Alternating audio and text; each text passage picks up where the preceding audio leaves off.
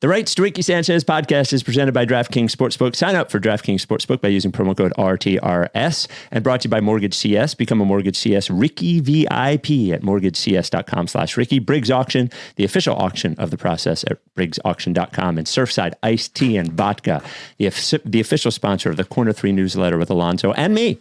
Go to rightstoRickySanchez.com/newsletter to subscribe. On the show today, Daryl Morey makes his return to the Ricky to rub it in the face of the haters, as Morey has nailed the offseason.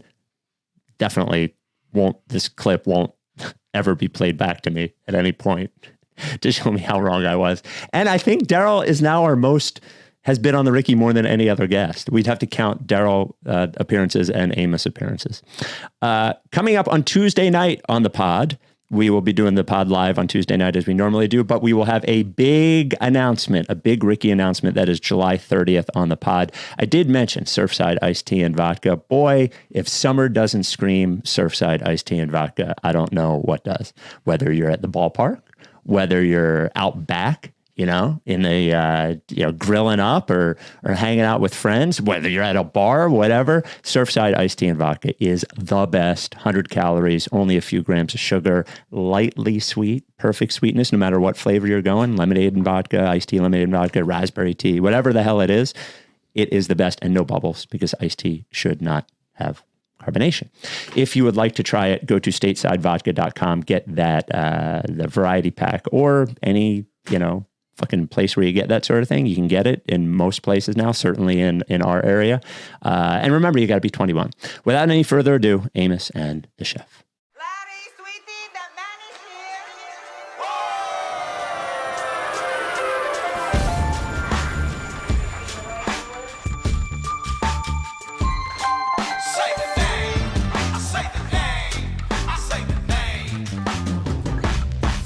We were right, y'all. We were right. Even when it went wrong, we were right. We was right, y'all. We were right. So say the name. Say the name. We were right, y'all. We were right. Even when it went wrong, we were right. We were right, y'all. We were right. So say the name. Say the name. Say the name.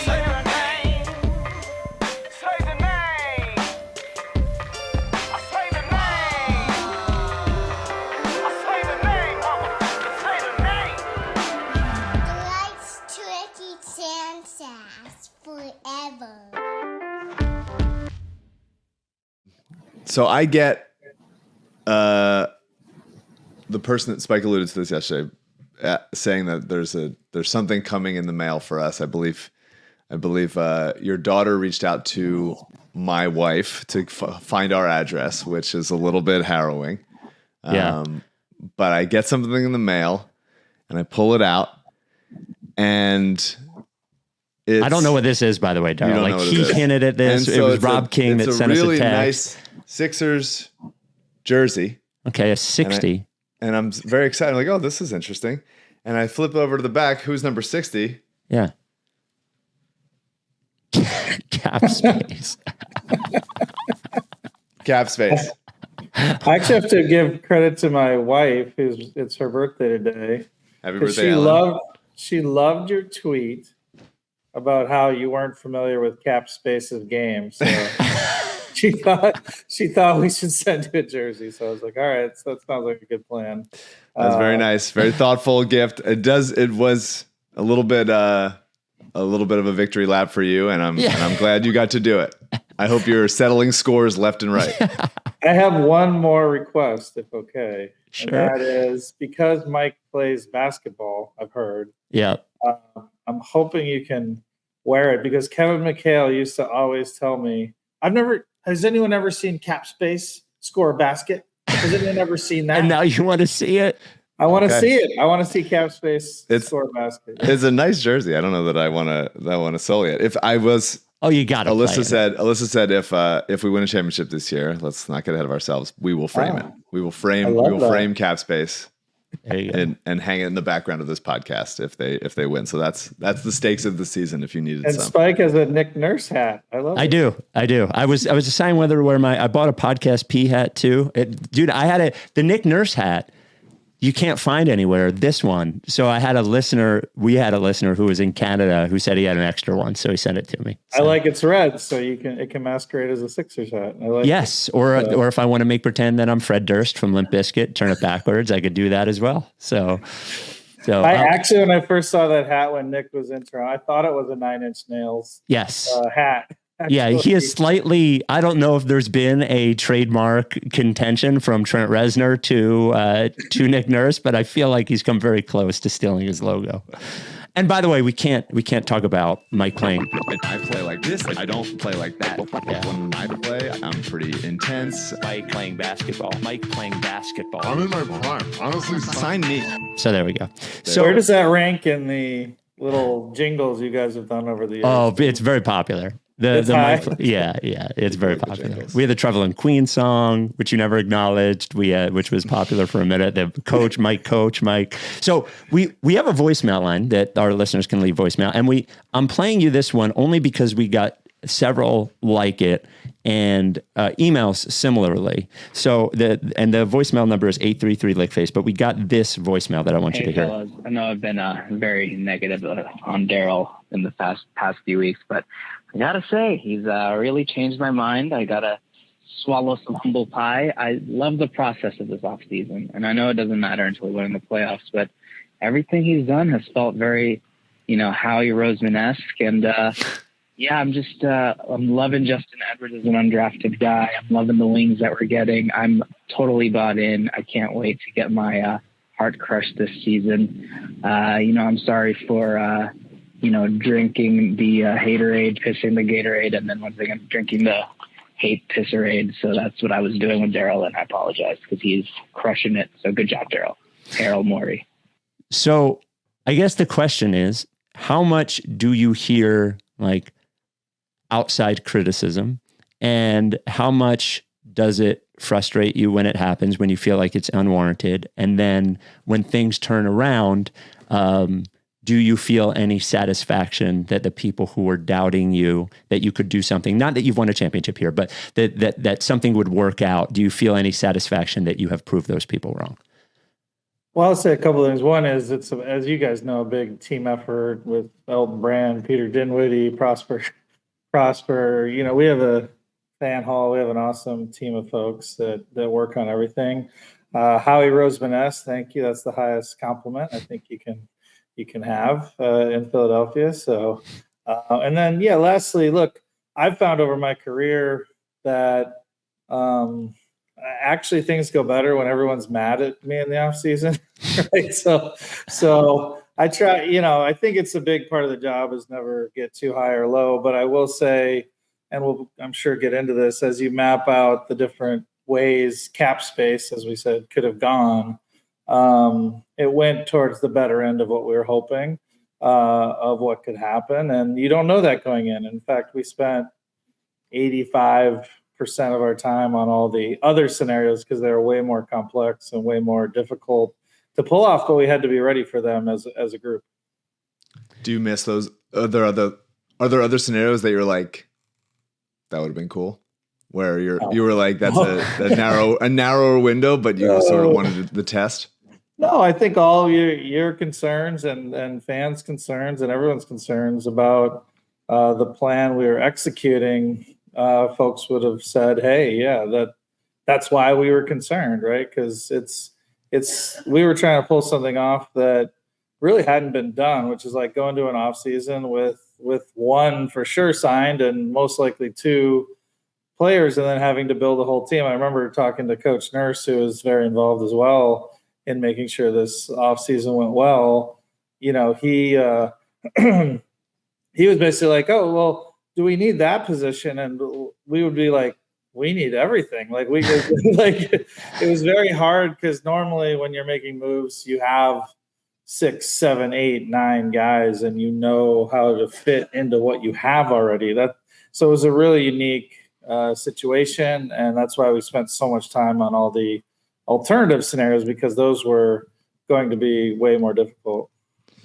Well, I of course want to ask you about the biggest signing of the offseason, Isaiah Joe.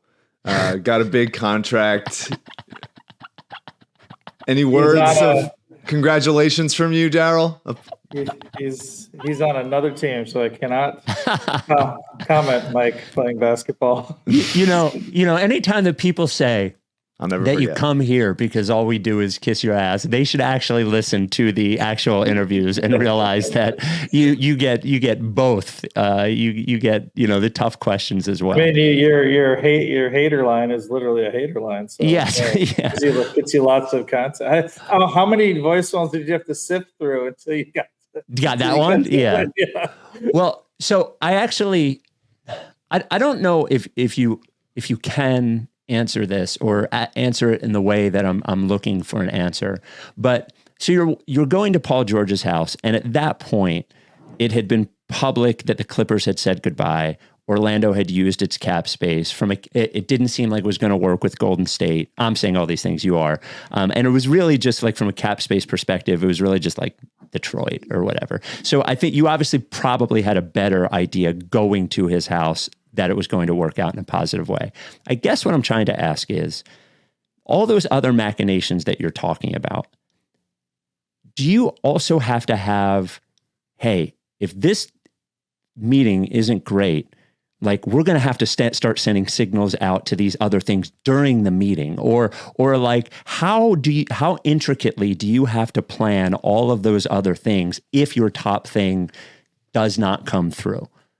Yeah. So luckily, once the Clippers press release surprised us because I've found, because I've signed some big free agents using cap space in the offseason before, and you're often the last to know, because I think the players who you're chasing want to do it in quote unquote the right way. So they actually want to tell the teams they're not going to and the team they're leaving before they tell the team they're going to. So famously, that happened to me with signing Dwight Howard with James in 2014, I think, or 13, in that we thought we were still in a competition, and I called Dallas to do a trade that would have maybe worked if they got Dwight, and they were like, "What, are you mocking us?" Like, and Dwight had already told him that he wasn't going there. So you often are one of the last to know.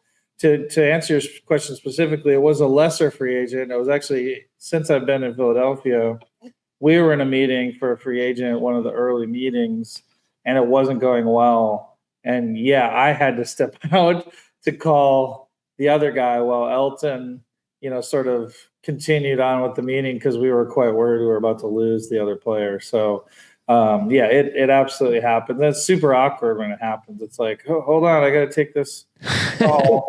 I have to. Where's your bathroom? Yeah, exactly. Well, you're in there for a long time. Where's your furthest bathroom? With best cell service, by any chance? Well, by the way, Nick would love your background there. That looks like his office. He has like mine. Yeah. Yeah, he has like guitars from Prince and all the like crazy stuff in his office. It's awesome. So. Well, Nick, you're willing to come over and hang out in my office at any point. And I guess, and I think you already answered this.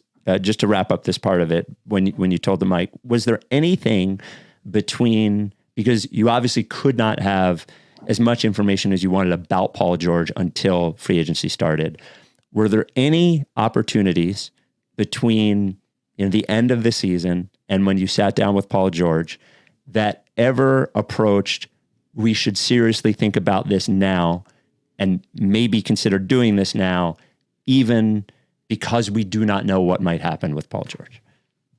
I'm not quite understanding the question. Whether there was anything attractive enough to consider not taking the chance on Paul George. Yeah, so around trade deadline, we thought, and I remember a moment with Elton where, we were down the cap space plan because we thought it was the best plan to get us to our best chance to win this year. And there were some moments there where all the key players, I don't want to mention the others, but people sort of know the key guys who might have been out there, looked very unlikely. And Elton was like, Daryl, you keep selling me on this like optionality thing, and I'm starting to get worried. There's not a lot of options. Yeah. Elton listening to me talking about it. Yeah. Yeah. Oh yeah. Elton listens religiously. But and I had to at the time had to absolutely be the case. But it got narrowed down to like Paul George by the end. The other targets, there's ways agents send smoke signals either through media intermediaries or things like that, and the smoke signals were not looking good for all the other big targets by the end, and so we were mostly rapidly looking at how to assemble a very good supporting cast in a traditional way, and in a way that we needed to be flexible because we thought we didn't want to get locked in like we have been the last couple of years, where all our free agents, not only that was our team, but it was our team because we couldn't maneuver out of it if it wasn't working. We pause this interview with Daryl Morey, which is going great, to talk to you about MortgageCS. We love MortgageCS. MortgageCS is an independent mortgage broker and our partners here at the Ricky. Go to mortgagecs.com/Ricky. Just put that in your brain. You can go to mortgagecs.com/Ricky to learn more. Independent is sort of important when you're going to get a mortgage because then they are working for you. A lot of mortgage brokers, and by the way, difference between a lender and a broker, lender gives you money. Brokers go to the lenders and find out where you're going to get your mortgage from. A lot of brokers have deals with lenders that you don't know about. So the place that they're steering you toward might not be best for you. MortgageCS doesn't do that.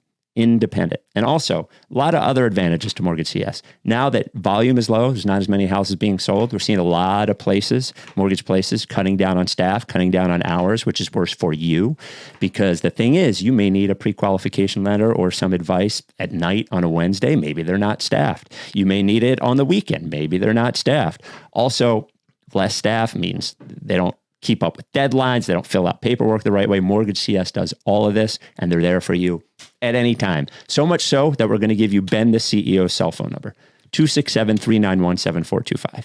267-391-7425. That is Ben's cell number. You can reach out to him whenever you want or go to mortgagecs.com/Ricky. If you don't believe me, go to Google, look up the reviews, hundreds of 5-star reviews. This advertisement, not a commitment to lend or extend credit. MortgageCS is an equal housing opportunity mortgage broker. All loans are subject to credit approval. Certain restrictions may apply. Company NMLS 1464766. Visit mortgagecs.com/Ricky for more information. How did I do, Mike? I know that you're real good at these now. So. Oh, yeah, I'm the expert. Yes. I'm going to host a podcast that's just the ads. Just ads. I'm so good at them now. Now back to us and Daryl. It kind of started coming in pieces over the course of those last couple days that other teams started dropping out. The Clippers put their press release out, that kind of thing. It started becoming more and more real. But is there a moment almost like from the film Tommy Boy when the whole warehouse breaks into applause when Tommy just sold 500,000 brake pads? Is there a moment where you guys are like, he's coming, he's here? Yeah, it was happening. The press. Well, it was the press release, which who were you with for that?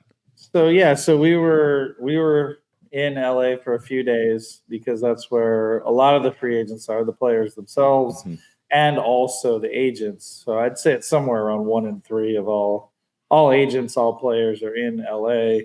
So we were camped out. It was, that same core group that I mentioned at the start, Elton, Peter, Fanhall, Ned Cohen, that whole group was there. Nick Nurse was in the room. And, we're prepping, doing the final details because at that point we were allowed to schedule the meeting with Paul. And Josh, as he's famously talked about, was looks like he was going to have trouble getting off the ground to get to the meeting with Dr. J. And actually, Dr. J was as far as we could tell, a big factor because we had listened to every Podcast P podcast and, literally had been taking notes on them for months, basically. Scouting. So, yeah, it's bad enough we have to listen to all the Rice Turkey Sanchez podcasts. All right, and mind the game, of course.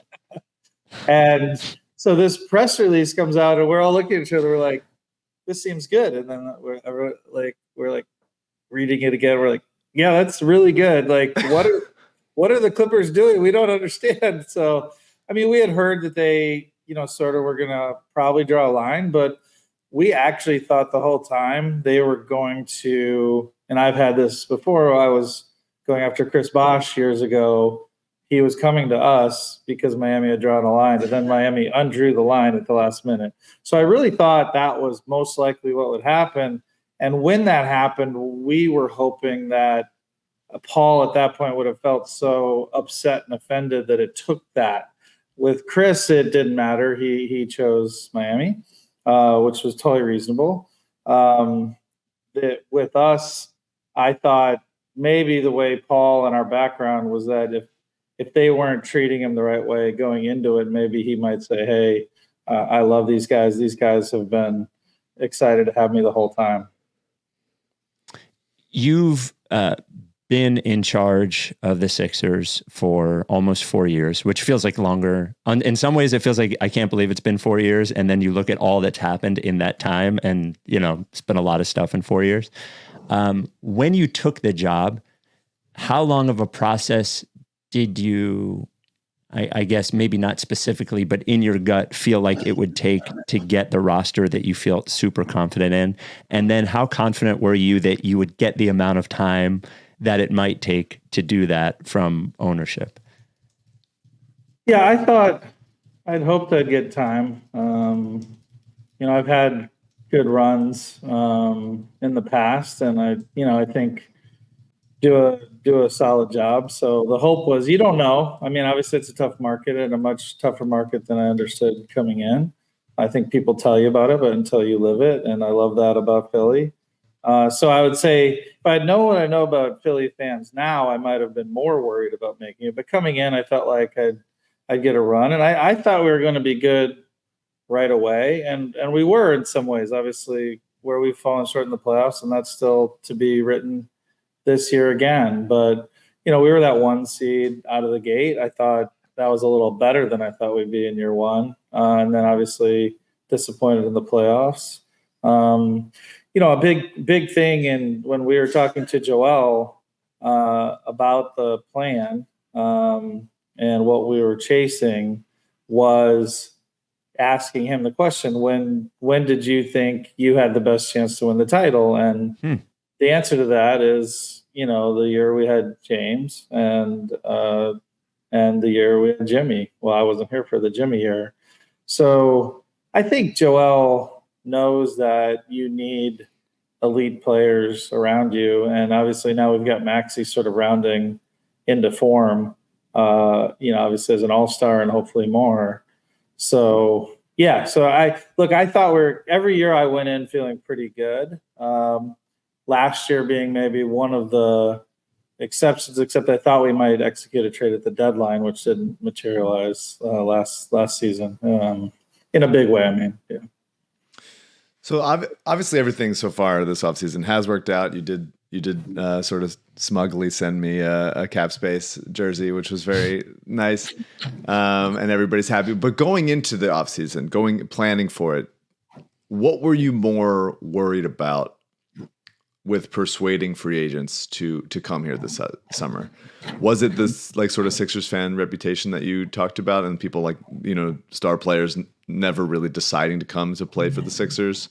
Or was it the fact that your reputation a little bit, between some comments from Harden, some comments from Pat Bev, had taken a little bit of a hit publicly?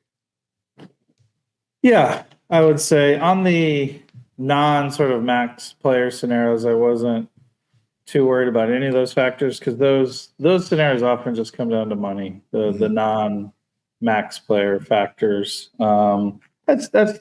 That's not true when you get down to minimums, and some of the guys we've recently signed, like the Eric Gordons and the Kyle Lowrys and those types of players, and Reggie Jacksons. But on the max player front, I think both those were concerns. Obviously, he was a teammate with James, and one great thing about the whole thing is we were able to have conversations about those things, and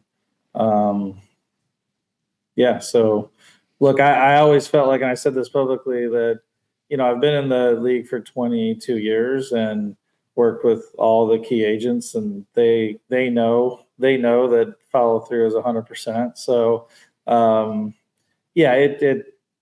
was happy that some of that stuff people saw for what it was, which was just sort of a tactic to exit. Yeah. Why did you decide to have such a public dinner with LeBron James at the Four Seasons in front of everyone? Where photos. What was amazing about that is that Elton Brand got texts from his friends saying, "That's messed up that you weren't at the LeBron dinner." Like, why? Are they boxing you out from the key decision of the team? So I like that. You have smart listeners. I like that most of the smart listeners figured out pretty quickly we wouldn't have had a dinner with LeBron in front of the entire universe. Actually, there was this massive wedding that night, which is why we were sort of tucked in the corner. Yeah. So they basically had to squeeze us in. And there's this wedding like taking every table, and there was like thousands of people there. So yeah, it was. I was surprised there was only one photo. Now that I think about it, so I just love the idea. It's like, who could be that fit 6'8" black man in the dinner with Daryl Morey, Nick Nurse, and Josh Harris? Definitely LeBron, not Elton Brand, the general manager of the team. Well, it's a really big compliment to Elton, who looks like, in fact, with the roster a little short, maybe at the power forward spot. Yeah, I think I can tell you that whoever we sign probably won't be as fit as Elton Brand. He is a machine. So yeah. So I don't know if you know who Neil Payne is. He used to work for. He's got a Substack. He used to work I know Neil. Yeah. For Nate Silver, and he does a lot of stat stuff. And when the signing happened, he was very positive on it, just from like an analytics perspective, because historically teams with three very, very, very, very good players have a better chance of winning a championship than teams without three very, very, very good players. He followed it up with something this week, just sort of showing that over the last 20 years, that tact has been a little... No. I've read it. I read it, Spike. So I wish Neil was here to defend his work. Oh, wow. Okay. Because it's a little unfair to me, because I'm going to be like, what was this? I mean, basically he went in with like a searching for the answer, in my opinion. Yeah. Like, well, and to be fair to Neil, hold on. Just to be fair to Neil, his whole thing was, hey, this seems like it must be happening. Let me try to see if there is something there. I didn't think it was written definitively, like this is not the way anymore. So anyway, to be clear. No, he has it well. He's a very good researcher. So I was just saying that. But anytime as a data person, you go in like, let me really see if this is there. Like that's usually not your right approach. Sometimes you have to do that, and I understand he's writing content. But it was really over a short window. Obviously, I love that people use Boston as the counterexample when they basically have 5 like elite players, but whatever. But yeah, no, I think there are some of these examples people have given. Like I definitely am betting on the 50-year, 25-year, really any time window you select. And it's intuitive. Like it's the USA basketball team is pretty good. So, it's not like they're like, oh, we need like less elite players, So, so it turns out when you're very good, and Mike playing basketball would know this, like if everyone's good at driving, passing, shooting, like it all sort of harmonizes. Defending, it all harmonizes really well. So I don't even think you need data to know this. So if obviously you guys had that really wonderful presentation for Maxey when he signed his max contract, and everybody showed up, and that was a really beautiful thing, and he seemed to appreciate it, and obviously you guys wanted to show Maxey and his agent Rich Paul that you appreciated them waiting the year before he signed the max. If Maxey and Rich Paul came to you last year and said something like, no, I'm going to need that max contract right now, would you have done it? Would you have had to do it? Well, I mean, versions of that happened. That's not how conversations really go with a top agent. It was really like, hey, this is the plan. We told Rich about it first because obviously he's Maxey's agent and understands the biz really well. He was like, I understand why you're doing it. My job is not to care about your plans, because it's not. Like, I understand Rich. His job is to represent Tyrese Maxey, and he does very well. So he was like, look, I think you guys should do it, and here's why, and I'm not sure the plan is the best one. I understand. He's like, he understood it. But I think representing Tyrese, he pushed very hard to still do it, which I think is his job.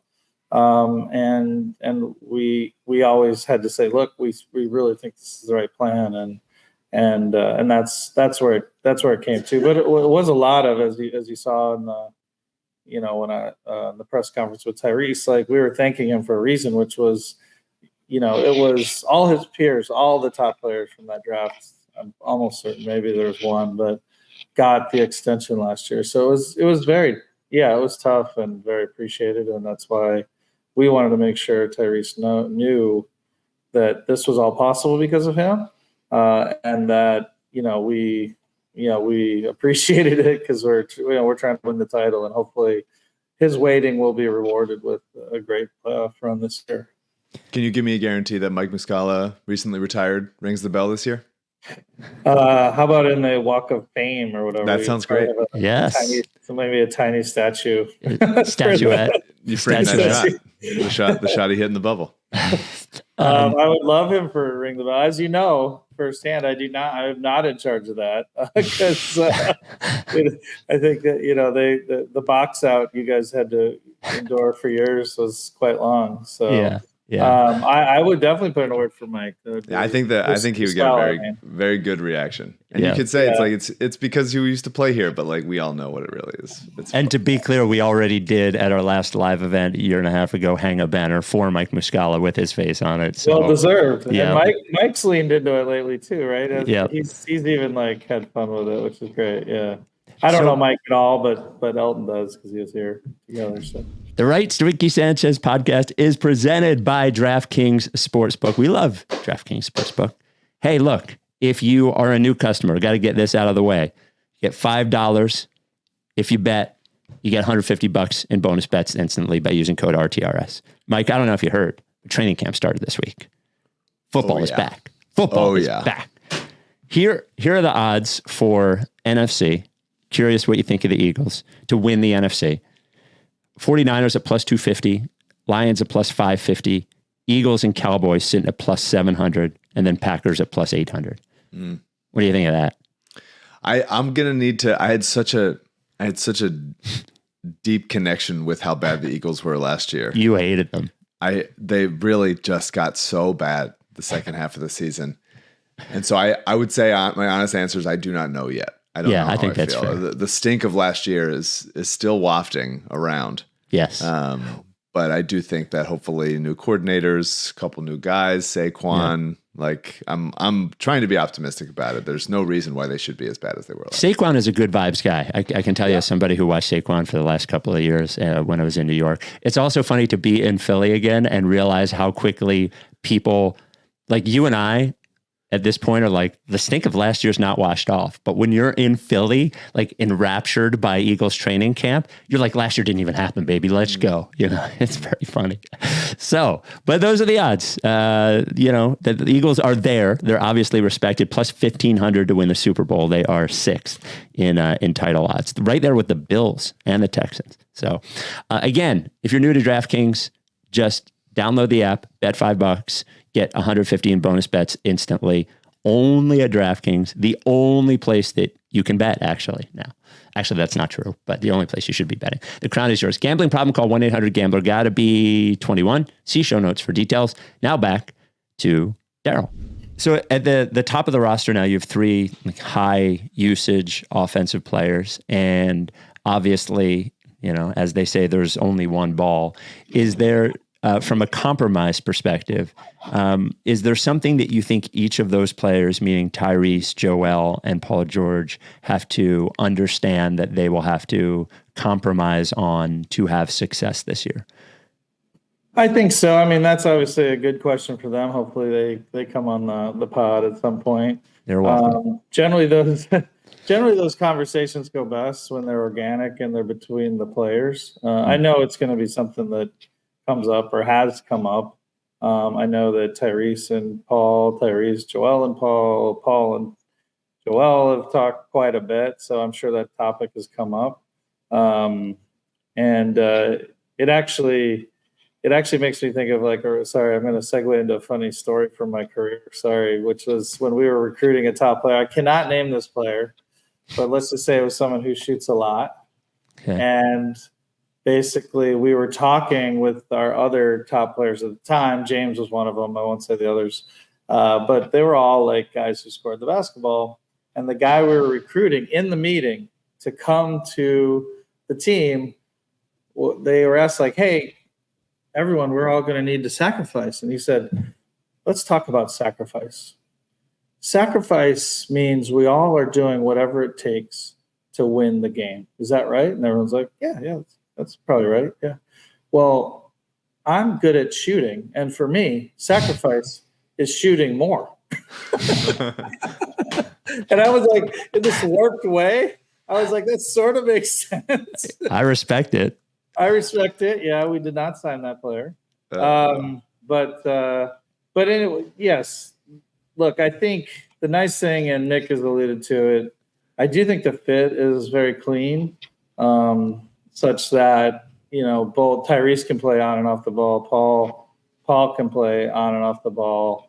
Joel can play on and off the ball. That I think the fit is cleaner than you normally get with three top 20 players, top 10, top 15, whatever you want to call it, but three very, very good players.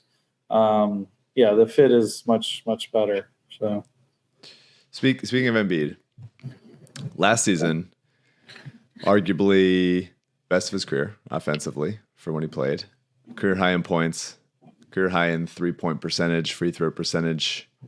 Most importantly, most notably, massive jump as a passer, playing in a Nick Nurse offense, which was borne out in the stats and just watching him play, both regular season and playoffs. First playoffs, he's had more assists than turnovers in his career. Also played the fewest games in a season since his rookie year. What would you like to see him get better at before next playoffs, aside from obviously just being there? Yeah, I think we would really like him to basically, now with Paul here, I think him realize how simple the game could be, because I think his instincts, and one of the reasons he's great is he's really good at some things that are very, very hard for NBA players, which is scoring through double teams, scoring at the elbow with tons of attention on tough mid-range shots. I think, and there's been some early conversations I know with Coach Nurse and others on offense, how can we just get him to, get the ball in easy spots, put a ton of pressure on the defense. And I think we saw this towards the end of the Knicks series too. And, just react to what the defense is doing. Sometimes I think, and probably because our personnel wasn't as good, hopefully, he will look to force things because often we need it. So that's off the top. And I think, the passing continued to improve. Defensively, when he's locked in, I don't really have much. I think he's one of the best players that's ever played NBA basketball at defense when he's locked in, and that's in every big game. So, and I think he's doing a lot. I know he's challenged himself to do a lot with his body, and get through the season next year. So, yep. I think we have all agreed, or at least the three of us have agreed, that even given the risks, that Joel playing in the Olympics is a net positive. That said, when you're watching, do you ever, see him fall, see him go up for a block, and think to yourself like, oh, no. Like, do you get nervous watching? I haven't yet. I think part of it's because you can sort of tell when Joel's putting himself in tougher spots, I think. And it comes from this extreme desire to win. I think Paul actually mentioned this in his press conference. He said it better than me, which was like when you have that massive pressure and you think it's only on you to make it happen. And sometimes you're in that, and he's going to be in that again next year. that's when some of these injuries occur. And similar to how I hope the game is much easier for him this year, I think with USA Basketball, it's obviously much easier with Steph Curry and LeBron and some of these elite players playing with him. With Joel over the last 3 weeks, it's really been a storm of quotes that if you're a fan of Joel, people will rub in your face. Could have been greatest all time if he didn't get hurt. LeBron and Steph Curry are not what they used to be. He can't win it all by himself. He came back too early, so Maxey needed to carry him. This is coming from a Joel fan, by the way. Sure. The Celtics have a super team, yada, yada, yada. Well, you had those ready. You didn't even have them written down. That's impressive. Let me tell you this. It's really you and Joel. If either you or Joel do something that pisses people off, they come at one of us. And because I'm on the fucking radio every day, it's me. Well, what do you think about this? What do you think about? Yeah. So I guess all these things with Joel, he seems to not quite understand why there is so much pushback on him publicly. Do you think he does understand it? He's just fucking around, or do you think he understands how when he says things like this, it comes across as like sort of excuse making at times or not understanding reality? Yeah, I think he understands everything. I think he's super, super savvy, very smart. One of the smartest guys I've ever been around. I think he's at the, like, on these minor, like if you let the haters get to you at this point, you're in trouble at age 30 in the league, given how great he is. So I think he just mostly doesn't care. And I sort of love that about him. Like, I think he gives real answers, and, the media says they want that, but then obviously the aggregators, try to really try to put you back in the box. Aggregators are very frightening. Yeah. I mean, honestly, I just made the most banal comments about where we stand in the race. I spent like 90% of my time saying how great the Celtics are. And then I just said, we're hoping to beat them next year. And that was like 55 articles, basically. So I just think you learn to turn it out. And I think Joel must too, which is like, yeah, I guess people clipped it and aggregated it, but I just spoke the truth. You can definitely argue he could take a different approach, but then he sort of wouldn't be Joel. I don't know. Like, I sort of love him for all his stuff. Yeah. How did it feel for you to watch the Boston Celtics win the NBA championship last year? They just gave you all the tough questions today, Mike. Probably because we sent the jersey. I like that you said they, like there is some board of the Ricky that CJ gives us the questions to ask. I'm held hostage by the questions. Look, I know those guys because I work there. I thought it was especially hard. Mostly because, like, when I first came to the Sixers, obviously all my friends at the Celtics were there, and they were very nice in saying, like, we're really pissed off you're coming to the Sixers because the Sixers are going to be good, we think, but we're going to get the title before you. So it was like sort of pissed me off that they won the race since I've been with the Sixers. So, and then they're very good at rubbing it in to me behind the scenes, and then obviously Boston fans are very good about. I'm assuming Philly fans are good about rubbing it in too, so I can't really complain too much. But Boston fans are very wouldn't know. You weren't here for the Phillies winning or the Eagles. Well, this is a specific thing, Daryl. Let's stay focused here. Gotcha. Were you born, Mike? When in 08? Yeah, I was born in 08 and in 18. Yes, I've been born. No. Sorry, I meant 83. No, I was born in 83. I was born.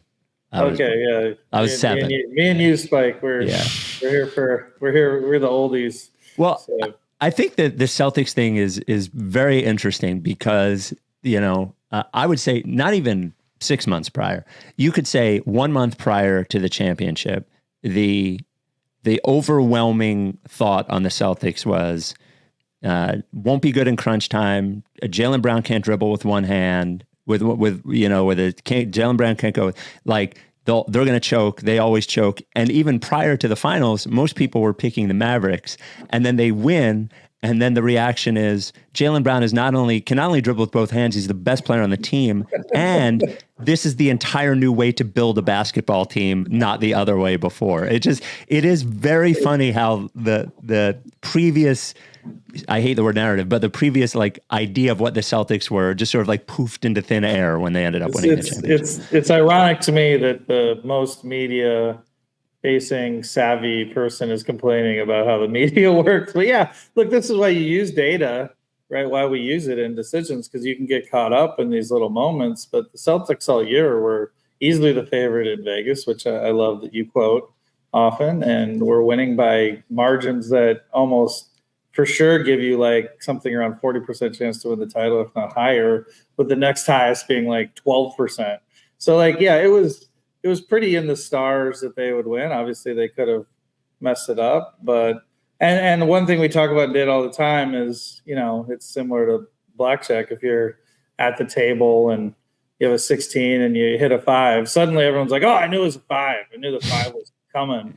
Right? You somehow know after things happen.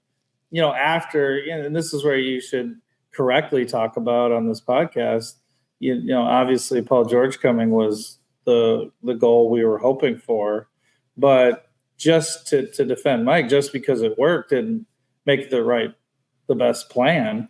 I do think it was the best plan relative to our other options, but the odds of it working out were lower than anyone wanted to.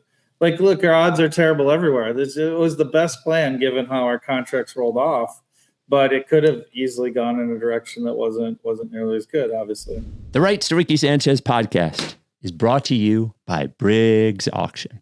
Boy, do we love Briggs Auction, a 4-generation, family-owned and operated auction house in Delco. They've separated themselves from every place that does auctions in the Delaware Valley. It's Briggs and everybody else now. Weekly, there are great auctions on their site that have just one-of-a-kind items, from collectibles to art to furniture to clothing. We love to bring CJ in to give his Briggs auction item of the week. There is a new Discovery auction up out there. By the way, a lot of vinyl in the new Discovery auction, a whole section of vinyl. But CJ, instead of giving his item of the week, is going to brag. I wanted to brag a little bit. Yeah, here we go. Every time we do a Briggs read, I come on, I give an item, and a lot of those items are cool, but I'm not really following up that often. He got the lamp. I got to follow up this week, baby. He got the lamp. The mushroom stem light lamp is mine. Your clockwork orange lamp. There it is. I own it. It's right now it's in the corner of this room, but we're moving in a few weeks, so it'll be in the new apartment soon. Yeah. I am on cloud 9. Things are good. Congratulations. Beautiful. Thanks to Briggs Auction. Congratulations. Yeah. And, as CJ says, like, you're not just art and collectibles and clothes and all that kind of stuff, but furniture and, home decor and that sort of stuff that you're going to find like one-of-a-kind items, stuff that you won't see when you go to like a normal furniture store. It's great. I love it. It's fun. You can download the Briggs Auction app in the App Store. CJ held that thing like a Google Play. like a in the Middle Ages, and he has like his opponent's head that he just defeated in battle. Just grab kill the pig, spill his blood. Yeah. This comes off pretty easily, so I needed to make sure that it's stable. I love it. We need more CJ grabbing comically big things off screen. Yeah, you got to do? You got to do the we did it. We did it. You got to do the Jason Tatum. Sure. Tatum. There you go. So look, if you win an auction, it's great. Pickup is easy on Saturdays. It's open pickup, or during the week, or they can work with you on a shipper. And if you have a bunch of cool shit that you feel like you can make some money on by auctioning off, you got to use Briggs. So send an email to info@briggsauction.com. That's info@briggsauction.com. Briggs Auction, the official auction of the Rights to Ricky Sanchez. Now back to us and Daryl. I would like to know, and I'd like you to be honest, because I know how Aren't I usually honest? But like really honest.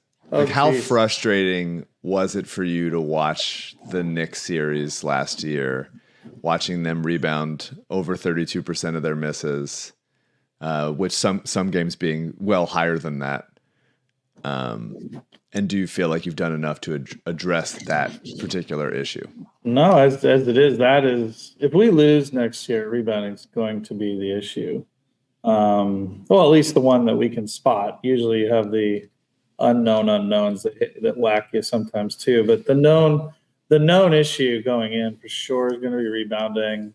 Drummond's going to help a lot, but you can't expect your backup 5 to solve every rebounding woe, and rebounding is a team thing. So, look, I know the coaches are looking at it closely. Like, how can we scheme our way to better rebounding? How can we keep it closer by offensive rebounding more?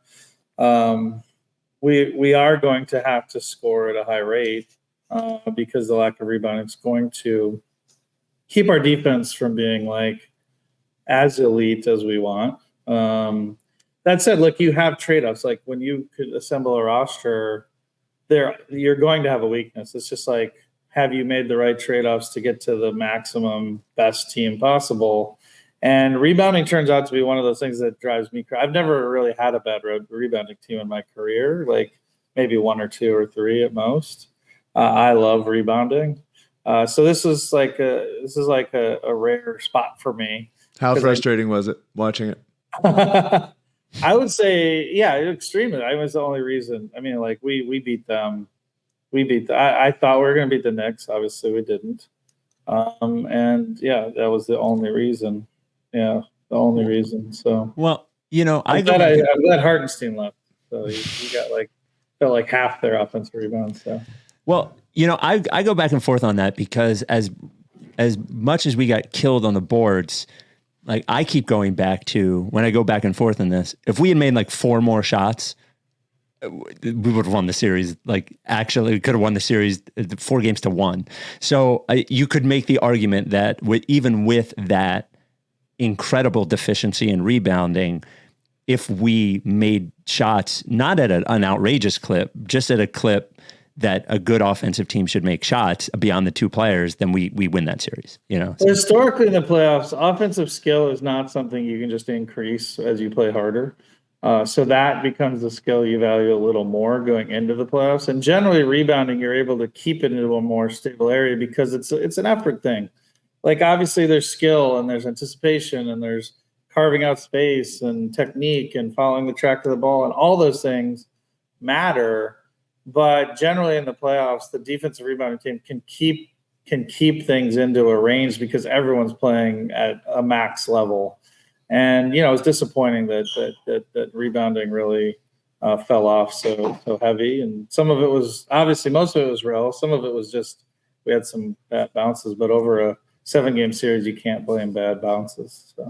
Well, so you knew it was a deficiency then, and then you look at the roster now, and yes, aside from Drummond, like it's still deficient. So when you have that many open roster spots, like essentially every position is blank, and you have, you've gotten Paul George, do you go after the players or do you sign the players who you feel like are just the best players and then feel like you'll figure out the roster construction along the way?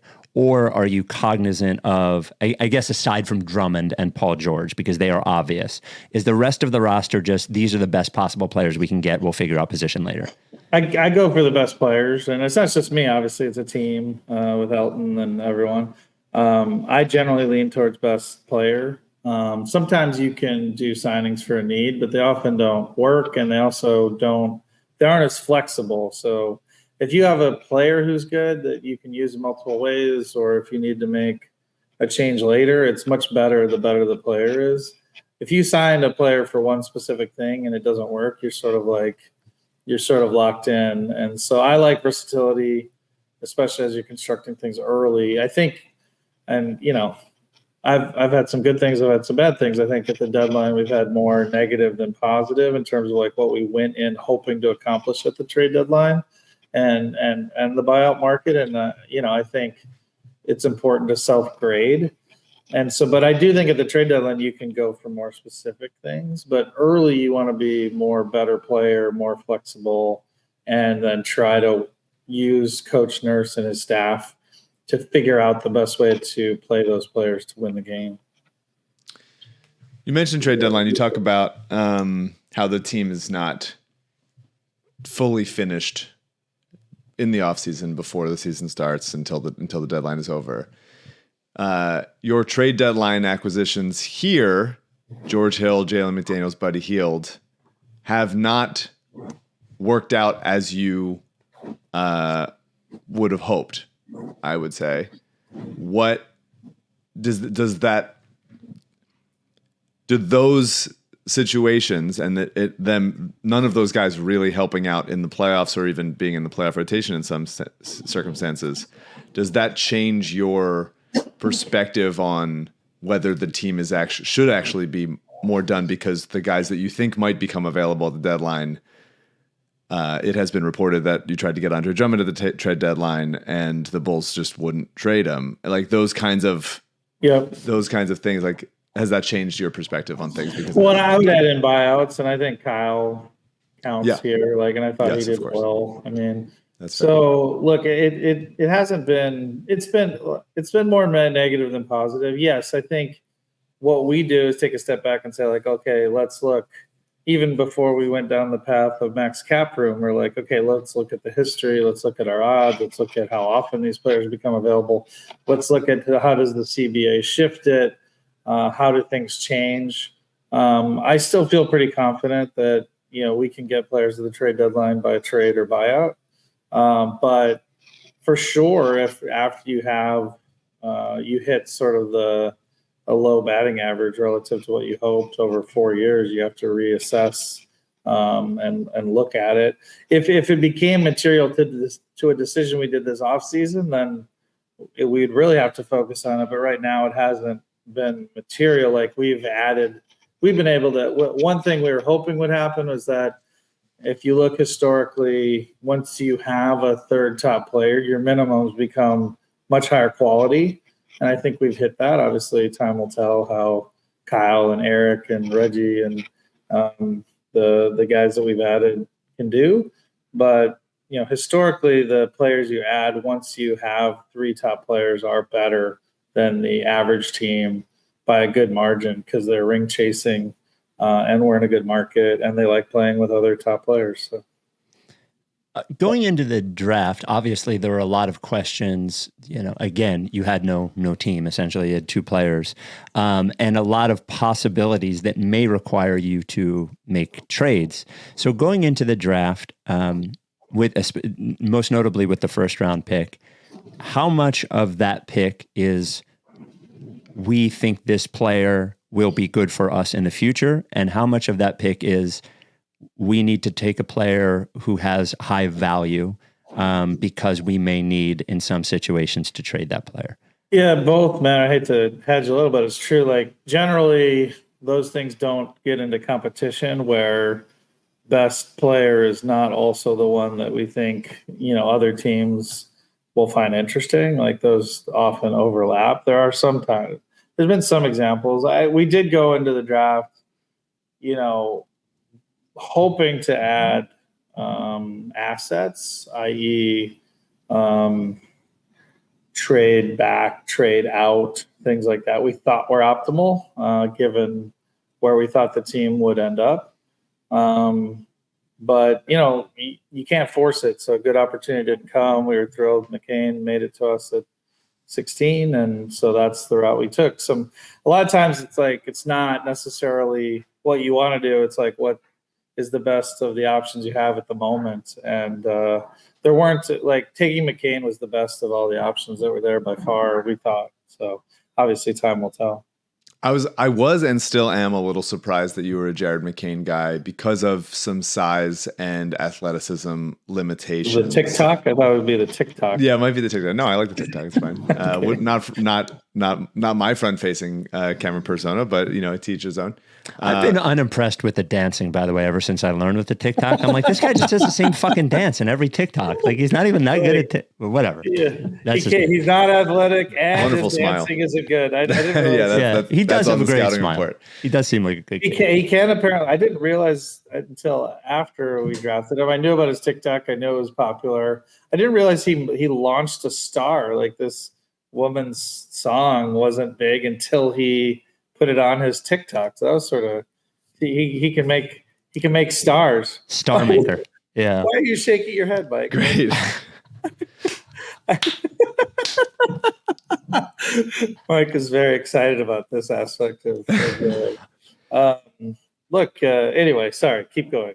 No, but especially after, and you won't say it, but like especially after like the Buddy Hield acquisition, like just didn't work out. It's obviously McCain can get a shot off from deeper and was willing to do so in summer league and at Duke. But I was just a little bit surprised that that kind of player was someone that you raved about, you picked and then raved about after the fact. Yeah, look, I think for us, he was the best player available.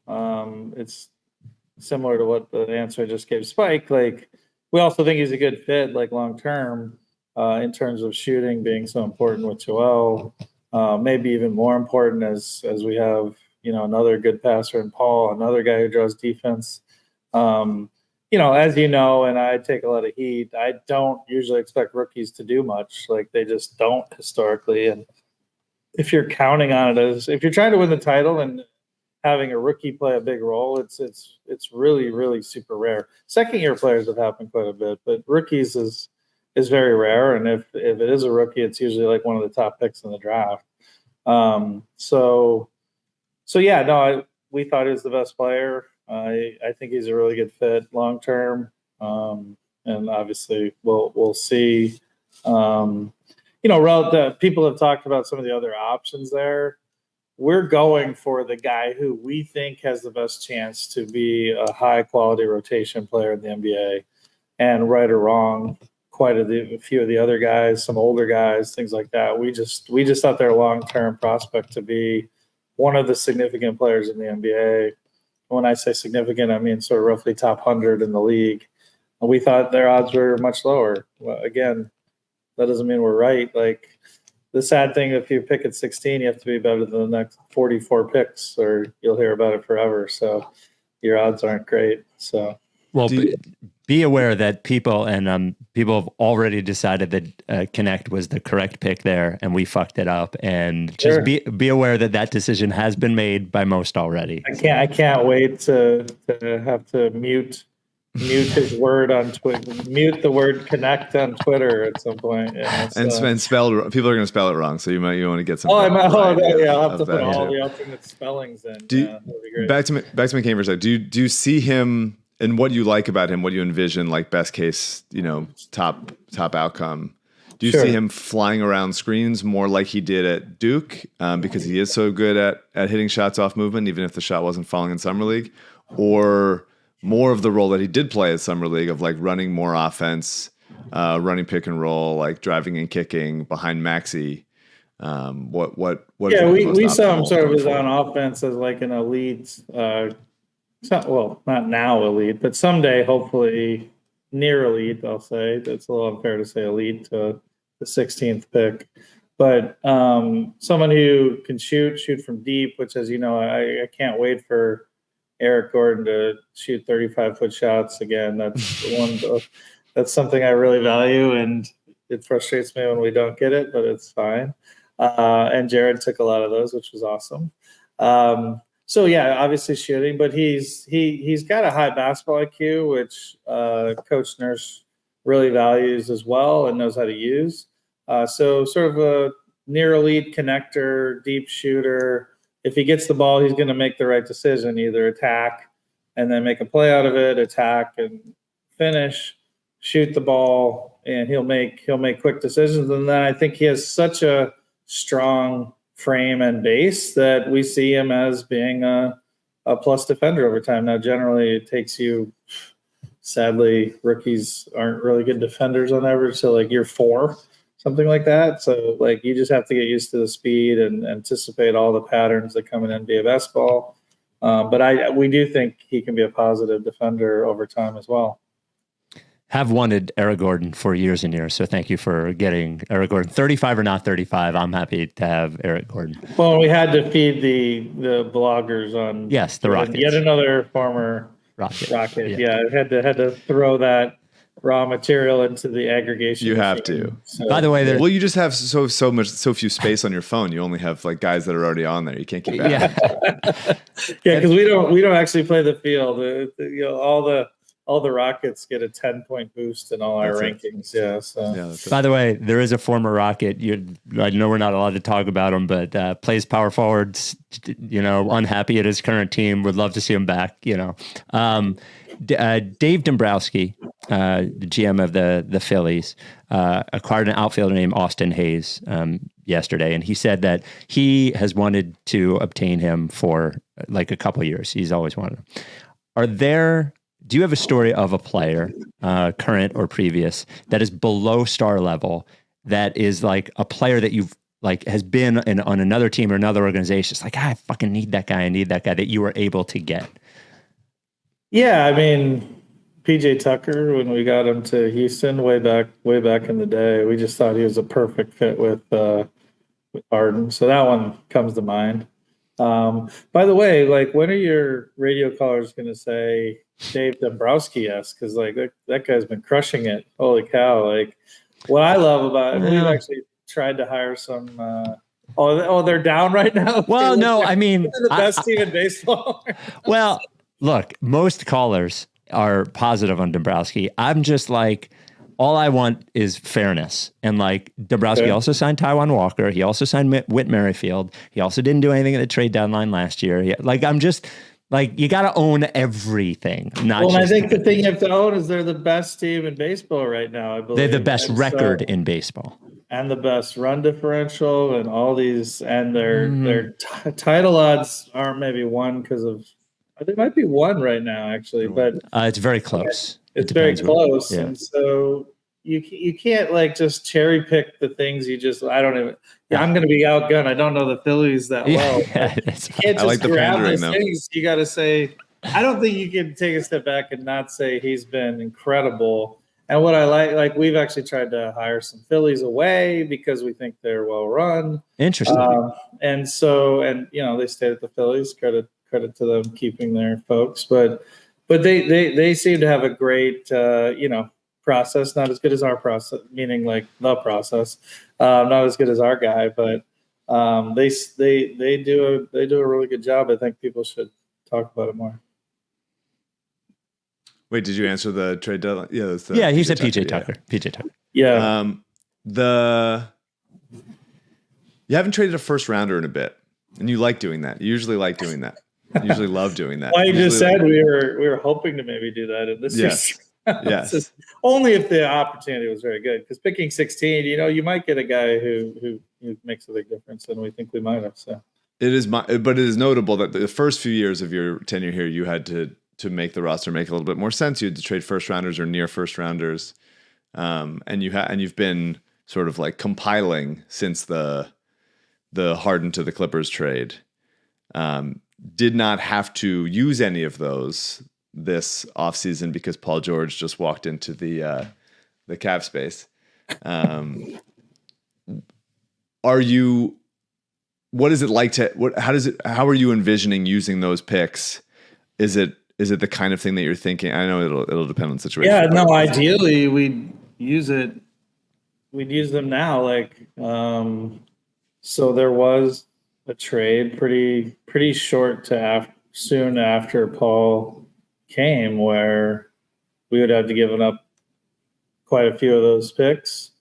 Our payroll, not this year because we can't, but next year would have been $315 million. Everyone was signed off on it, and that would be ideal. Like we are right there. So that trade didn't happen. But yeah, so I think ideally we would, use those to upgrade the team, and that differentiates us from pretty much all the other contenders except OKC, who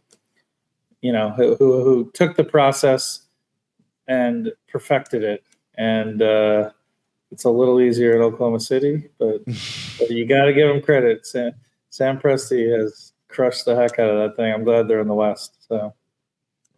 Yeah. Okay. What's that? Well, I mean, Sam Presti since everybody walked away, hasn't gotten any further than we have. So, hang a banner for your getting to the second round. We didn't hang a banner for one yet. So he's done a good job. I'm just saying the team is set up about as good as any team has ever been set up. Yes. Short of having LeBron in his prime, right? Then that team is better, so no matter how many draft picks you have. But yeah. So, Mike mentioned trading the draft picks.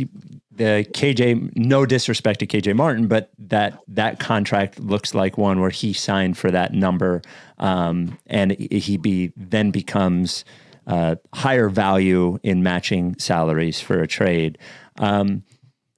I assume that you've done similar things before. I guess I'm just curious about the mental and culture part of a player being signed for a contract that is probably more than what he is worth on the open market, with the understanding that he will most likely be traded. It just seems like a very strange situation for the player, for the other players, for the coach, and so on. And I guess it's just a broad question about that. Yeah, it's hard for me to address. Okay. I would say KJ, is actually a player who has played a lot of minutes to this point. And if you look historically of players who played as much as him at his age, it's like all-stars and Hall of Famers. So we think he can be good for us on the floor. People have written about other aspects of the signing, but it is hard for me to go into that one. Yeah. Okay. You're going to keep one roster spot open. You've said that, but that still leaves another roster spot for probably a veteran minimum. Yep. Right now, Adem Bona is the third string center. You have said on this podcast and illustrated that you don't necessarily think centers, rookies rather, can be trusted at that kind of level. Embiid's going to miss games. Are you expecting to sign a center or someone who can capably play center with that last usable roster spot? This is usually where Mike's campaigning to work for the Sixers, because you're basically on exactly the question we're facing right now, which is great. We're hoping for potentially a two-way player that's a little farther in their career that could sort of hedge. Like, I do think Bona has these aspects of a guy who could contribute earlier than most rookies, in that it's a simpler role we're giving him: run the floor, block shots, rebound, dunk. Guy who knows who he is for sure. Yeah, exactly. So I do think Bona could give us minutes, and actually it's sort of set up well, because hopefully Joel won't be out, knock on wood, too much, and then he's playing 10 to 15 minutes in the games when Joel's out. But we would like to hedge that a bit. We're hoping to do it maybe with a two-way. So that could be an announcement in the next few days / week. And then on the last roster spot, we've played out a few scenarios. Surprisingly, I've seen lots of speculation on who we might sign, and I've not seen the two players we're really sort of focused in on, which is sort of interesting. That could mean we're just about to mess it up. We'll find out, I guess. But yeah, we've played out a few scenarios, like have a few guys come and try to make that last 14th spot and guarantee them as the season starts. We think our two ways, just like Jeff Doughton, we feel pretty good, can play some minutes for us. We want our last another two-way maybe to do that as well. So. Have you ever seen a player happier to come to a city than Andre Drummond was to come to Philadelphia? First or second time? Yeah, this time. I've never seen a bigger smiles and more energy. Like, he was almost rookie-like in how happy he was. People love Philadelphia. I mean, it just seems like we get a bad rap. Like, people love it. Like, I won't say who, maybe I'll be able to reveal it. There's another former player who's been on the Sixers recently, who's on another team right now, who just hangs out in Philadelphia. And I keep getting reports from everyone like, oh, I just saw X player at a concert. I didn't think he was on the team, and he's not on the team, but he's on another team. So there's a lot of Drummond, similar. Drummond really loves Philadelphia, loves the organization. And, it's really cool to see. I just think, anytime a player comes and the fans love you here, there's almost nothing like it. Yeah. Which we did tell Paul, it goes both ways, right? If it starts to go bad, it goes really bad, which makes my job challenging at times. But if it goes good, it makes my job easier. Like Drummond wanted to come back because the fans loved him. So Drummond also never had to be here through a playoffs, which I think is notable because he was traded with in the Harden. Yeah, we, as you know, famously did not want to give him up. We felt like it was the right thing to do because they insisted on it, and they made it like literally the thing they had to have at the last minute. And to give Doc credit, like Doc was like basically like maybe we shouldn't do it if Drummond's in, and I ended up pulling the trigger anyway because I just felt like we needed to add another elite player at that time. So you didn't mention James Harden as a deadline pickup. That was a good one. Yeah, it was a specific one.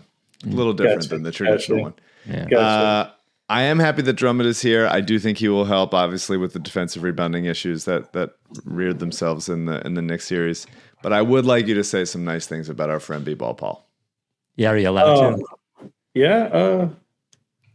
I guess technically no, but I'll risk about his time here, maybe. Yeah. About his time here.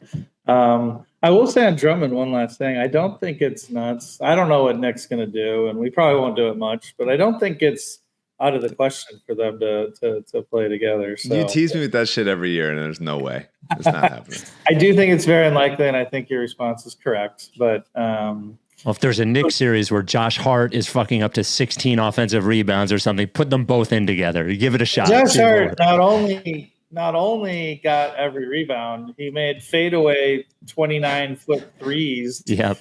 Hey man, tip your cap. Like he was awesome. So is it worse for Philly fans when Villanova players do well other places, or is that especially guys that we could have had him passed over many times or traded away, Mikal Bridges being got it, all that stuff. I think most of those crimes are not mine. My hands are not bloody with the blood of Wildcats. BBall Paul, give me some. BBall Paul. So special place in my heart, obviously. Obviously from the beginning where he was like G League MVP and playing in the bubble with like two fans to bringing just incredible energy whenever he came in, and the out the mud and selling T-shirts out of his trunk and using Twitter DMs. And I don't know. I think he's got a long career. It's not someone we wanted to waive. I was really happy Detroit picked him up. I think that was a smart use. Like if we had extra cap room, we would have done that as well. He's a good player. He's worth his contract, and he's on a very good situation. And I think he'll do great in Detroit. Unfortunately, he'll probably be a pain in the ass when we play Detroit this year, is my guess. So, do you know who led the B-ball is second? But do you know who led the Sixers in dunks last season? It's one of my pet issues. Led the Sixers. B-ball had 45. At least this is per Basketball Reference. Got it. Who had this? And then B-ball was second. I have a guess. Tobias Harris? No, come on, Daryl. It's got to be Oubre, right? It's Kelly Oubre with 86. Of course it's Kelly Oubre, yeah. 86 dunks. Yeah. B-ball was next at 45. Tobias. I don't know. I thought it was going to be some ironic answer. You wouldn't ask me. No, it's a guy who can fucking dunk because you didn't give me any of those for many years. Yeah, that was a mega fail right there by me. I literally was like, he must be asking me because it's a trick question. No. Just I love watching Kelly Kelly dunk. dunk. Did Tobias get out in transition enough to dunk? No, not enough. But I love that Kelly is back. I love that Kelly's back at that number. I love the him and Caleb Martin provide a level of competence and two-way play and offensive juice at the wing that role players have not had here in many, many years. Talk about like the pairing of Oubre and Martin and what you kind of like expect out of them this year. Yeah, to your point, we love it. They both have two-way. It just gives you a starting lineup without a real obvious spot to attack. I guess Tyrese potentially, but we love that. We love that it's very switchable, except for maybe at the 5, although, in key moments, Joel actually loves switching out at key moments, even though we sometimes are not sure we want him to do that, because I think to our earlier conversation, sometimes that's the kind of stuff that puts him in jeopardy. But injury jeopardy, you mean? Yeah. Okay. Yeah, I think so. I think when you're flying around on the perimeter and having to do like really dramatic,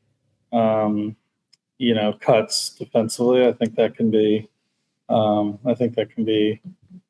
possibly problematic. So I do think we want Joel at the rim as much as possible. So I don't expect, again, it's up to Nick. I don't expect us to do a lot of switching all the way to the 5, but I do think 1 to 4, you'll see it, and for sure 2 to 4. But I do think Maxey sometimes, as long as you have Joel behind, Maxey can even switch and be a pest. I think the advantages are the ones I've said. The disadvantages are going to be a little bit shooting with that group.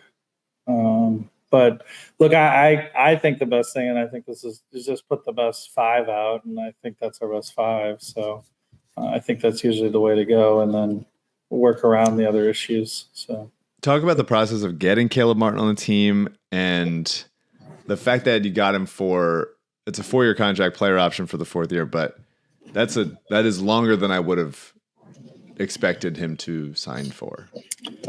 Yeah, no, we really wanted him here long term. We wanted Kelly here longer as well, but that one didn't work out. He had suitors, and that one was a little earlier in free agency.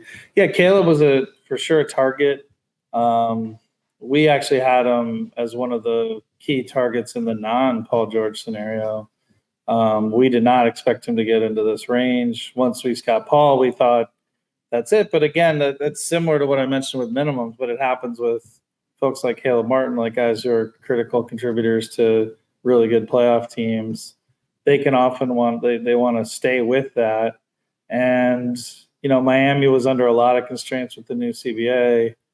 And so he had options for more money as well, but they were at teams that, didn't have, weren't as good. So he was like, I want to stay on a top team, a top playoff team. So that was the key factor there. And that one was probably the most time, actually. After free agency started, we spent a lot of time talking to him, talking to his representation, having Joel talk to, like Joel, Paul, and Tyrese have all been like major recruiters, because when you're signing a guy like this, they're coming to play. Like, as much as you want to hope you're a good coaching staff or a good front office or whatever, they come because of Joel, because of Paul, because of Tyrese. So.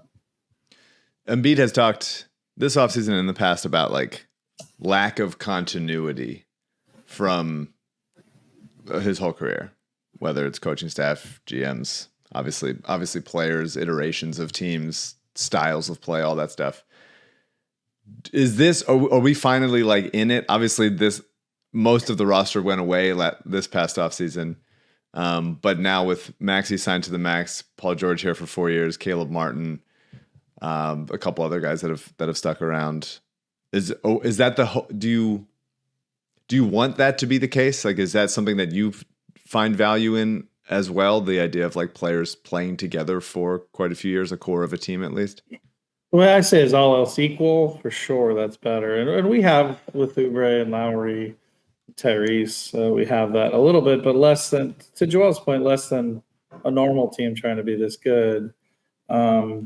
Generally, though, like it's a little bit like chemistry. Like I think most of the time, not always, chemistry comes after winning. Like that's when chemistry forms and is easier. And I think continuity is similar. Like the reason continuity shows up as a really important thing for top teams is because they're top teams, and so they keep them together.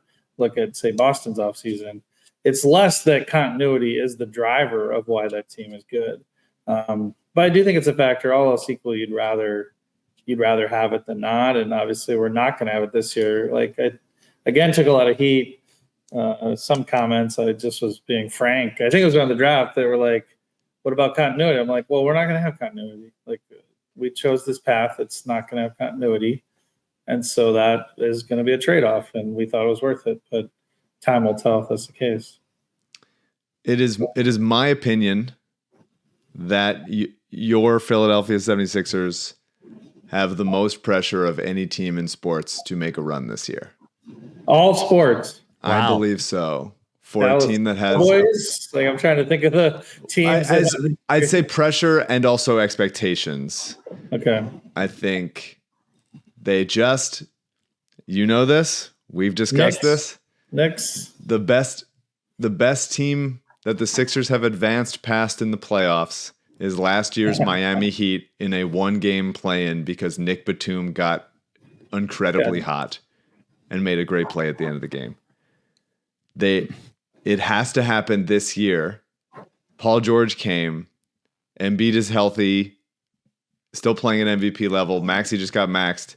Do you feel the pressure of that? And if you don't, I'm bringing it to you. He wants to put the pressure on. It has to happen this year or next year before those two guys get older and potentially more injured, et cetera. Obviously, hoping we don't. But this year, next year. Yeah, the pressure is massive. Obviously, that's why we embarked down this path, and this is it, right? I totally agree. Like this is the team that has to perform. So, 100%. So, I don't know what the pressure does. Like it's really more on Joel and those guys, but obviously we're going to continue to. There's a lot of pressure on the offseason, and we worked hard on that. We're going to continue to work hard for the fans of Philly and Basketball Mike. So, can you take over the BBall name? You can BBall Mike. No, I think there should be some sort of like ceremony for Paul George to receive it. I think a Paul must. Pass it on to the new Paul. Yeah, we always have to have a Paul, so there's always a B-ball Paul. Figure something out. Yeah, but I think, do you feel that like obviously, how quickly does it go from Tommy just sold 500,000 brake pads, we got Paul George, to like we just signed a 34-year-old to a big 4-year deal. Obviously, he fits perfectly the 135 that Nick was talking about. It is one of the most ideal fits of a 3-stars I've ever seen. But like quickly, of like, do you feel that it has to happen? Is everybody a little bit like maniacally both worried and can we fast forward to April, May already to finally prove it once again? How do you get through the season? How do you manage those? Yeah, those have been the big conversations since the season ended with Simon. Obviously, Simon monitoring him head of medical very closely over at the Olympics. Yeah, I mean, in an ideal world, we'd shrink wrap the key guys and get to April, have some sort of ramp up as they are unshrink wrapped.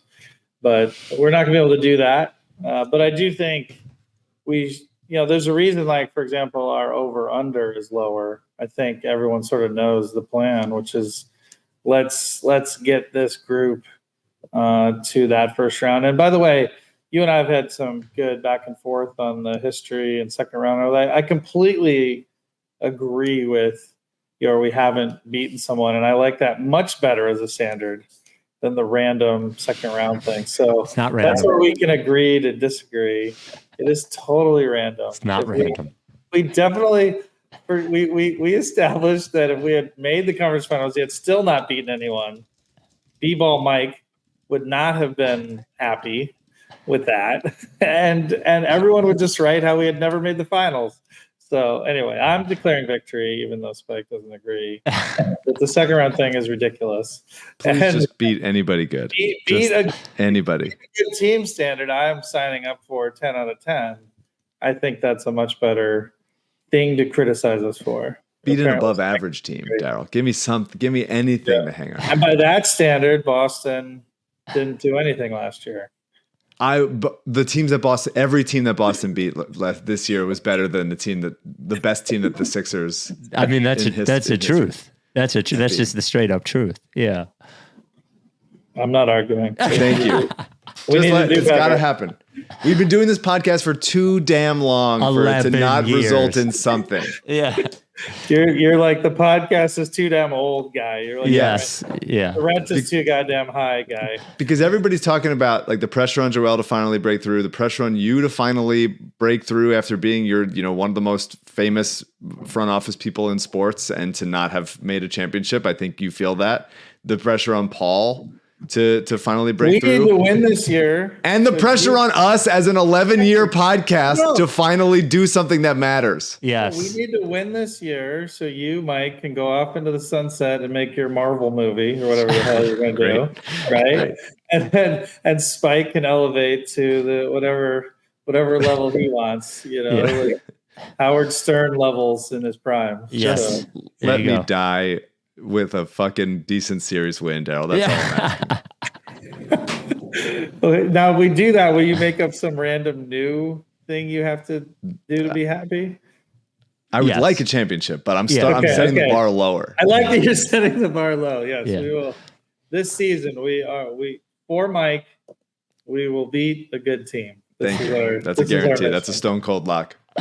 Well, it's nothing yet, but it's something. So congratulations on a good offseason. It was we were all very, very nervous, and I think had all resigned ourselves to whatever the backup plans were. So the fact that it wound up with Paul George and the others, to Caleb Martin, Eric Gordon, all that kind of stuff was. Some people claim that you might prefer a disaster offseason just so you have more content. No. Okay. There is a general, people think this with sports radio too, that like losing is better because it gives you more to talk about. But then everybody's fucking mad all the time. And it's horrible. It sucks Aren't they mad anyway? They seem to be mad anyway. They're mad on the internet. In real life, everybody's pretty chill, pretty cool. So fair enough. I like ups and downs are interesting, but like when the team wins, everybody's happy. I would just want everybody to be happy. Agree. I'm with it. I just want to win be one good team for Mike. That is my mission. That is. I won't even watch the next round. Yeah, I'll be fine. I need a jersey that says "one good team." Make it the Sixers rallying cry, the motto this year. You're spending all the salary cap on buying me joke jerseys. Yeah. Well, that's off salary cap, man. We can. Yeah, it doesn't count. So. All right, thanks, Daryl. Thank you, Daryl. Good luck. Thanks for having me. Well, Mike, there was our conversation with Daryl Morey that we actually just had. And I bet it was so good. Yeah. I bet we really got in there. I didn't love the part where Daryl and I fist fought. Fist fought over the internet. Probably good podcast content, but it did get a little heated there, didn't it? Yeah, worried that's going to get aggregated. Uh-oh. Thanks to Daryl, as always, for coming on. If he actually did, we assume he did. This is, of course, being recorded after the interview, but we hope that it happened. So remember, Tuesday night, got a big Ricky announcement, so make sure you listen. You obviously don't have to listen live, but if you do, that's fun. Otherwise, you can check it out. And that's it. Go Sixers. The offseason continues. We'll talk to you next time. Are you down with TTP? Yeah, lick face. If you don't fuck with me, then I won't fuck with you. If you don't fuck with me, then I won't fuck with you. But if you fuck with me, I'm gonna fucking kill you! That's a plan B.